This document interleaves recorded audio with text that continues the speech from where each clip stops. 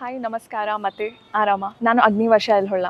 ನಿಮ್ಮ ಲೈಫಲ್ಲಿ ಒಂದು ಪಾಯಿಂಟ್ ಬರುತ್ತೆ ವೇರ್ ನೀವೆಲ್ಲನೂ ಕಳ್ಕೊಂಡಿರ್ತೀರಾ. ನೀವು ಯೋಚನೆ ಮಾಡ್ತಾ ಇರ್ತೀರಾ ಇವತ್ತು ನಾನು ಝೀರೋಯಿಂದ ಆರಂಭ ಮಾಡಬೇಕು ಅಂತ. But let me tell you this, starting from zero is a myth. ಯಾಕಂದರೆ ಯಾರೂ ಕೂಡ ಝೀರೋಯಿಂದ ಆರಂಭ ಮಾಡಲ್ಲ. You start from your self.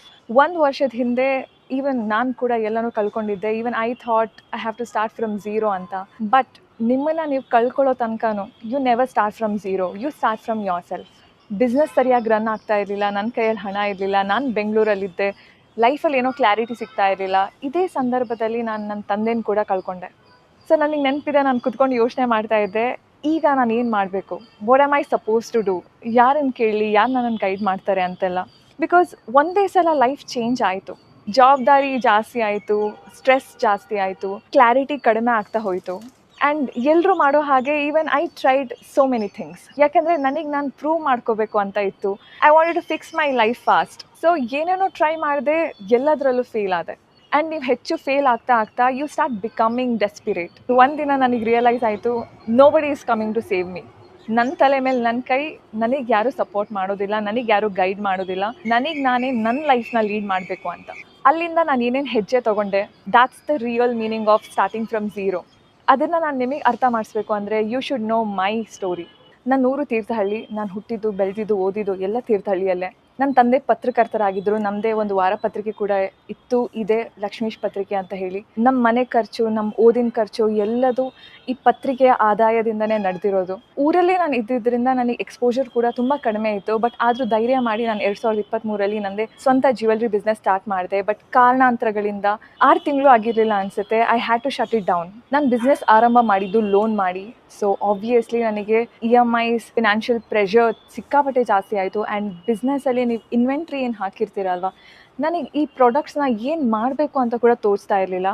ಅವತ್ತು ಧೈರ್ಯ ಮಾಡಿ ಬೆಂಗಳೂರು ಶಿಫ್ಟ್ ಆದೆ. ಬಟ್ ಬೆಂಗಳೂರು ಶಿಫ್ಟ್ ಆದಮೇಲೆ ಐ ಡಿಂಟ್ ನೋ ನಾನು ಹೇಗೆ ಈ ಬಿಸ್ನೆಸ್ನ ಆನ್ಲೈನ್ ತೊಗೊಂಡು ಹೋಗಲಿ ಅಂತ. ಬಿಕಾಸ್ ನನ್ನ ಹತ್ರ ತುಂಬ ಸ್ಟಾಕ್ ಇತ್ತು. ನಾನು ಹೇಗೆ ಆನ್ಲೈನಲ್ಲಿ ಎಸ್ಟಾಬ್ಲಿಷ್ ಮಾಡಲಿ ಅಂತ ಏನೂ ಕ್ಲಾರಿಟಿ ಇರಲಿಲ್ಲ. ನನಗೆ ಆವಾಗ ರಿಯಲೈಸ್ ಆಯಿತು, ನಾನು ರಿಯಲ್ ಲೈಫಿಗೆ ಯಾವುದೇ ರೀತಿಯ ಪ್ರಿಪೇರೇ ಆಗಿರಲಿಲ್ಲ ಅಂತ ಹೇಳಿ. ಯಾಕಂದರೆ ಚಿಕ್ಕಲ್ಲಿಂದ ಇದ್ದಿದ್ದು ಊರಲ್ಲಿ ನನಗೆ ತುಂಬ ಎಕ್ಸ್ಪೋಜರ್ ಅಂತ ಸಿಕ್ಕಿಲ್ಲ. ಅದರಲ್ಲೂ ಹೆಣ್ಮಗು ಅಂತ ಅಂದವಾಗ ನಿಮಗೆ ಗೊತ್ತಿದೆ, ನೀವು ಊರಲ್ಲಿ ಬೆಳೆಯುವಾಗ ಹೇಗೆ, ಎಷ್ಟು ಲೆವೆಲ್ಗೆ ನಿಮಗೆ ಫೈನಾನ್ಸಸ್ ಹೇಳ್ಕೊಡ್ತಾರೆ, ಬಿಸ್ನೆಸ್ ಹೇಳ್ಕೊಡ್ತಾರೆ ಅಂತ. ಸೊ ಏನೋ ನಾಲೆಡ್ಜ್ ಕೂಡ ಇರಲಿಲ್ಲ, ಈ ಕಡೆ ತೀರಾ ಹೇಳುವಂಥ ಸ್ಕಿಲ್ ಕೂಡ ಇರಲಿಲ್ಲ. ಸೊ ಲೈಫ್ ಅನ್ನೋದೇ ತುಂಬ ಮೆಸ್ ಅನ್ನೋಕ್ಕೆ ಸ್ಟಾರ್ಟ್ ಆಯಿತು, ಕಾಂಪ್ಲಿಕೇಟ್ ಅಂತ ಅನ್ಸೋಕ್ಕೆ ಸ್ಟಾರ್ಟ್ ಆಯಿತು. ಆ್ಯಂಡ್ ನಾನು ಚಿಕ್ಕಲ್ಲಿಂದ ಬೆಳೆದಿದ್ದು ಹೇಗೆ ಗೊತ್ತಾ, ನನ್ನ ರಿಲೇಟಿವ್ಸನ್ನು ನೋಡಿರಲಿಲ್ಲ, ಫ್ರೆಂಡ್ಸ್ ಜೊತೆ ಜಾಸ್ತಿ ಬರ್ತಿಲ್ಲ. ಸೊ ಆಟೋಮ್ಯಾಟಿಕಲಿ ನನಗೆ ಯಾರನ್ನು ಅಪ್ರೋಚ್ ಮಾಡೋದಾಗಲಿ, ಯಾರಿಗೋ ಕ್ವೆಶ್ಚನ್ ಕೇಳೋದಾಗಲಿ, ಯಾರೋ ನನಗೆ ಗೈಡ್ ಮಾಡಲಿ ಅಂತ ಎಕ್ಸ್ಪೆಕ್ಟ್ ಮಾಡೋದಾಗಲಿ, ಅದು ನನಗೆ ಬರ್ತಾನೆ ಇರಲಿಲ್ಲ. My biggest drawback was I never asked people for help. And ಒಂದು ರೀತಿಯಿಂದ ನನಗೆ ಅದೇ ಅಡ್ವಾಂಟೇಜ್ ಆಯಿತು ಅನಿಸುತ್ತೆ. Because when you stop asking for help, when you stop looking for someone to guide you, that's exactly when you will start finding answers on your own. So ನನ್ನಲ್ಲಿದ್ದಂತಹ ಪ್ರಶ್ನೆಗೆ ನಾನೇ ಉತ್ತರ ಹುಡ್ಕೋಕ್ಕೆ ಸ್ಟಾರ್ಟ್ ಮಾಡಿದೆ. ಸೊ ಇನ್ನೇನು ಆನ್ಲೈನಲ್ಲಿ ಸರ್ವೈವ್ ಆಗ್ತಾ ಇದ್ದೀನಿ ಅಂದಾಗ ನನ್ನ ತಂದೆ ತೀರ್ಕೊಂಡ್ರು. ಆ್ಯಂಡ್ ಲೈಫ್ ಮತ್ತೆ ಇಂಬ್ಯಾಲೆನ್ಸ್ ಆಗೋಕ್ಕೆ ಸ್ಟಾರ್ಟ್ ಆಯಿತು. I think this was the lowest point of my life. ಯಾಕಂದರೆ ನನ್ನ ಲೈಫ್ ಕಂಪ್ಲೀಟಾಗಿ ಬದಲಾಯಿತು. 3-4 ತಿಂಗಳು ಊರಲ್ಲಿದ್ದೆ ನಮ್ಮ ತಾಯಿ ಜೊತೆ. ಈ ಕಡೆ ಬಿಸ್ನೆಸ್ ಕಂಪ್ಲೀಟಾಗಿ ಫೇಲ್ಯೂರ್ ಆಯಿತು, ಜವಾಬ್ದಾರಿಗಳು ಹೆಚ್ಚಾಯಿತು. ಏನು ಹೇಗೆ ಅಂತ ನನ್ನಲ್ಲೂ ಕ್ಲಾರಿಟಿ ಇರಲಿಲ್ಲ, ಬೇರೆ ಯಾರೋ ಗೈಡ್ ಮಾಡೋಕ್ಕೂ ನನ್ನ ಜೊತೆ ಇರಲಿಲ್ಲ. ನೀವು ಯಾವಾಗ ಎಲ್ಲನೂ ಕಳ್ಕೊತೀರಲ್ಲ, I think that's the desperation point. You will start acting desperate. ನಿಮಗೆಲ್ಲದು ಬೇಗ ಬೇಗ ಆಗಬೇಕು, ನನ್ನ ಲೈಫನ್ನು ಫಿಕ್ಸ್ ಮಾಡಬೇಕು, ನನ್ನನ್ನು ನಾನು ಪ್ರೂವ್ ಮಾಡ್ಕೋಬೇಕು, ಈ ಒಂದು ಹುಚ್ಚು ತಲೆಗೆ ಇರುತ್ತೆ. And that exactly what happen. ಈ ಎಲ್ಲ ಕೇವಸಲ್ಲಿ ಐ ಕಂಪ್ಲೀಟ್ಲಿ ಬ್ರೋಕ್ ಡೌನ್. ನನಗೆ ಲೈಫಲ್ಲಿ ಏನು ಕಾಣಿಸ್ತಾನೆ ಇರಲಿಲ್ಲ, ಮುಂದೆ ದಾರಿ ಏನು, ಎಲ್ಲಿ ಹೋಗಲಿ ನಾನು. ನಮ್ಮ ಮನೇಲಿ ನಾನು ಹೊರೆ ಆಗೋಕ್ಕೆ ನನಗಿಷ್ಟ ಇರಲಿಲ್ಲ. So what now? ಯಾಕಂದರೆ ನನ್ನ ಕೈಯಲ್ಲಿ ಹಣ ಖಾಲಿ ಆಗಿತ್ತು, ಲೈಫಲ್ಲಿ ಕ್ಲಾರಿಟಿ ಕಡಿಮೆ ಆಗಿತ್ತು, ಮನೆ ಕಡೆ ಜವಾಬ್ದಾರಿ ಜಾಸ್ತಿ ಆಗಿತ್ತು, ಆ್ಯಂಡ್ ಲೈಫ್ ಬಗ್ಗೆ ಒಂದು ರೀತಿಯ ಜಿಗುಪ್ಸೆ ಸ್ಟಾರ್ಟ್ ಆಗಿತ್ತು. I think that was the turning point. ನೀವು ಯಾವಾಗ ನಿಮ್ಮನ್ನು ನೀವು ಕಳ್ಕೊಳ್ಳೋ ಹಂತಕ್ಕೆ ಹೋಗ್ತೀರಾ, ದ್ಯಾಟ್ಸ್ ವೆನ್ ನಿಮಗೆ ಒಂದು ಮೊಮೆಂಟಲ್ಲಿ ರಿಯಲೈಸೇಷನ್ ಬರುತ್ತೆ.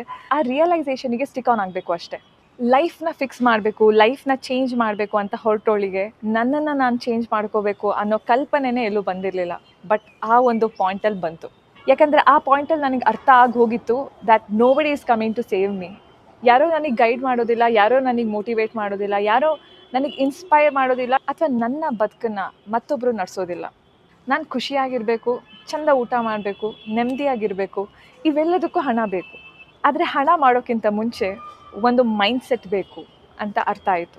ಅದೇ ಕ್ಷಣದಿಂದ I started focusing on myself. June July 2025 ಅನಿಸುತ್ತೆ, that's when I started focusing on myself. ನನ್ನ ಹೆಲ್ತ್, ನನ್ನ ಫಿಟ್ನೆಸ್, ನನ್ನ ಡಯಟ್, ನನ್ನ ಸ್ಕಿಲ್ಸ್, ಈ 4 ವಿಚಾರದ ಬಗ್ಗೆ ನಾನು ಕಾನ್ಸಂಟ್ರೇಟ್ ಮಾಡ್ತಾ ಹೋದೆ. ಆಲ್ಮೋಸ್ಟ್ 2 ಮಂತ್ಸ್ ನಾನು ಕನ್ಸಿಸ್ಟೆಂಟ್ ಆಗಿ ಎಕ್ಸಸೈಸ್ ಮಾಡಿದೆ, ಯೋಗ ಮಾಡಿದೆ, ಮೆಡಿಟೇಷನ್ ಮಾಡಿದೆ, ಒಂದಷ್ಟು ಒಳ್ಳೊಳ್ಳೆ ಹ್ಯಾಬಿಟ್ಸ್ನ ಅಡಾಪ್ಟ್ ಮಾಡಿಕೊಂಡೆ ಆ್ಯಂಡ್ ಮ್ಯಾಜಿಕ್ ಹ್ಯಾಪೆಂಡ್. ನನಗೆ ನಿಧಾನವಾಗಿ ಈ ಸುಳಿಯಿಂದ ಹೊರಗೆ ಬರೋಕ್ಕೆ ದಾರಿ ಸಿಗ್ತಾ ಹೋಯಿತು. ನನ್ನ ಸ್ಕಿಲ್ಸ್ನ ಬಿಲ್ಡ್ ಮಾಡ್ತಾ ಹೋದಷ್ಟು ನನಗೆ ಹೇಗೆ ಹಣ ಮಾಡಬೇಕು, ಯಾವ್ಯಾವ ಸೋರ್ಸಿಂದ ನಾನು ಹಣ ಮಾಡ್ಬೋದು, ನನ್ನ ಯಾವ್ಯಾವ ಸ್ಕಿಲ್ ನನಗೆ ಹಣ ತಂದುಕೊಡುತ್ತೆ ಅನ್ನೋದು ಅರ್ಥ ಆಗ್ತಾ ಹೋಯಿತು. ಆಲ್ಮೋಸ್ಟ್ 2 ಮಂತ್ಸ್ ಅನಿಸುತ್ತೆ ನನ್ನ ಲೈಫ್, ನನ್ನ ರುಟೀನ್ ಅಂತ ಹೇಳಿ ನಾನು ಸ್ಟಿಕ್ ಆನ್ ಆದೆ. ಬಟ್ ಒಂದು ದಿನ ನನಗೊಬ್ಬರು ಲೆಕ್ಚರರ್ ಸಿಗ್ತಾರೆ, ನನ್ನ ಕಾಲೇಜ್ ಲೆಕ್ಚರರ್. ಅವರು 15 ವರ್ಷ ನಿಮ್ಮ ಕಮ್ಯುನಿಕೇಷನ್ ಸ್ಕಿಲ್ ಏನಿದೆ ಬಹಳ ಚೆನ್ನಾಗಿದೆ, ನೀವು ಮಾತಾಡೋ ರೀತಿ ತುಂಬ ಕನ್ವಿನ್ಸಿಂಗ್ ಆಗಿದೆ, ಜೊತೆಗೆ ನನ್ನ ಪ್ರಕಾರ ನಿಮಗೆ ಕ್ಯಾಮ್ರಾ ಪ್ರೆಸೆನ್ಸ್ ತುಂಬ ನ್ಯಾಚುರಲ್ ಆಗಿ ಇದೆ, ಯಾಕೆ ನೀವು ಇದ್ರ ರಿಲೇಟೆಡ್ ಏನಾದರೂ ಟ್ರೈ ಮಾಡಬಾರ್ದು ಅಂತ ಸಜೆಸ್ಟ್ ಮಾಡಿದ್ರು. That's when I realise this is my skill and I should try something out ಅಂತ. That's exactly when I started documenting my life. I think it was August 30, 2025. ನಾನು ಈ ಜರ್ನಿಯನ್ನು ಆರಂಭ ಮಾಡಿದೆ. ನನ್ನ ಫಸ್ಟ್ ವಿಡಿಯೋನ ಧೈರ್ಯ ಮಾಡಿ ಪೋಸ್ಟ್ ಮಾಡಿದೆ. ಸೊ ನಾವು ಆಪರ್ಚುನಿಟೀಸ್ನ ಎಲ್ಲೆಲ್ಲೋ ಹುಡುಕ್ತಾ ಇರ್ತೀವಿ, but you never realise opportunities comes from within. ನಾನು ಯಾವಾಗ ನನ್ನ ಬಗ್ಗೆ ನಾನು ಕಾನ್ಸಂಟ್ರೇಟ್ ಮಾಡ್ತಾ ಹೋದೆ, ಕೇವಲ ನನ್ನಲ್ಲಿ ಮಾತ್ರ ಕ್ಲಾರಿಟಿ ಅಲ್ಲ, ಯೂನಿವರ್ಸ್ಗೂ ನನ್ನ ಮೇಲೆ ಒಂದು ಕ್ಲಾರಿಟಿ ಸಿಕ್ತು ಅನಿಸುತ್ತೆ. ದಟ್ಸ್ ವೆನ್ ನನ್ನಲ್ಲಿರೋ ಸ್ಕಿಲ್ನ ನನಗೆ ರಿಯಲೈಸ್ ಮಾಡ್ಕೊಳೋಕ್ಕೆ ಹೆಲ್ಪ್ ಮಾಡ್ತು. ಸೊ ನಾನು ಆರಂಭದಲ್ಲೇ ಹೇಳಿದೆ, you don't start from zero, you start from yourself. ಒಂದು ನೆನಪಿರಲಿ, ಝೀರೋ ಅನ್ನೋದು ಬಿಗ್ ಅಡ್ವಾಂಟೇಜ್.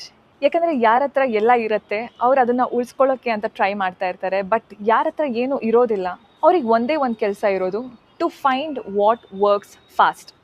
ಸೊ ನಿಮ್ಮ ಲೈಫ್ಗೆ ಏನು ವರ್ಕ್ ಆಗುತ್ತೆ ಅನ್ನೋದನ್ನು ತಿಳ್ಕೊಬೇಕು ಅಂದರೆ ನಿಮ್ಮ ಮೈಂಡ್ಸೆಟ್ಟಲ್ಲಿ ಕ್ಲಾರಿಟಿ ಬೇಕು.